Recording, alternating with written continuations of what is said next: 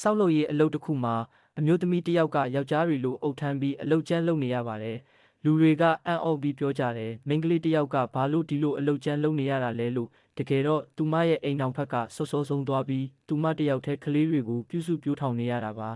။ကိုသားတစ်ယောက်အပြင်ကလေး၃ယောက်ကိုပါမွေးစားပြီးစုစုပေါင်းကလေး၄ယောက်ကိုအမျိုးသမီးတစ်ယောက်တည်းပြုစုနေရပါတယ်။ကလေးတွေကြောင်းတက်နိုင်ဖို့သူမနေတိုင်းဆောက်လုပ်ရေးအလုပ်ကျန်းတွေလုပ်နေရပါတယ်။တနေ့မှာအလုပ်အားခယူတဲ့အခါအလုပ်ရှင်ကသူမရဲ့အခြေအနေကိုသိပြီးအလုပ်ခကိုပို့ပေးလိုက်ပါတယ်။သူမကကျေးဇူးတင်ပြီးအဲ့ဒီငွေနဲ့ကလေးတွေစားဖို့ထမင်းဘူးဝယ်ပြီးအိမ်ပြန်လာပါတယ်